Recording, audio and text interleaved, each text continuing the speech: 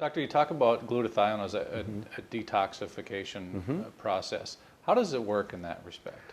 Well, first of all, glutathione is a phase 2 detoxification capability of the liver, and that's where most of the liver's detoxification comes from. It comes from phase 1, which is a cytochrome P450, and it's kind of like a good analogy is kind of like when you take your trash out to the garbage can, then you take it out to the street. Phase 1 is like putting your trash in your garbage can, and phase 2 is taken out to the street, because in phase 2 they combine the toxin with they conjugate it to an amino acid.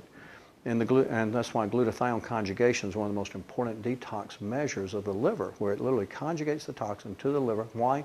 So that it makes it able to be excreted from the body, so that it can be water soluble or go through the bile, see. And so that's why the conjugation process. There's other process of phase 2 important, such, this is the liver. There's, sulfonation, there's glucuronidation, there's methylation.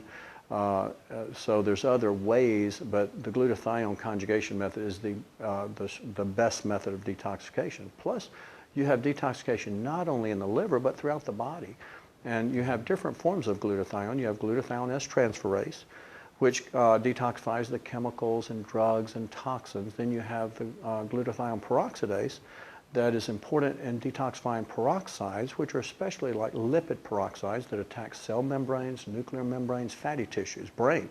They're in the brain. That's why it's so important for the brain, because it literally quenches these lipid peroxides that are formed simply because the brain receives more oxygen than any other tissue in the body, and with that much oxygen, there's tremendous amount of oxygen-free radicals released, and hydrogen peroxides and peroxides. That's why we need the glutathione in all areas of the body, not just the liver, in order to detoxify the chemicals that end up in the brain, the metals in the brain, like mercury. People that eat fish, they generally have more mercury, and it eventually ends up in the brain, which is 60% fat.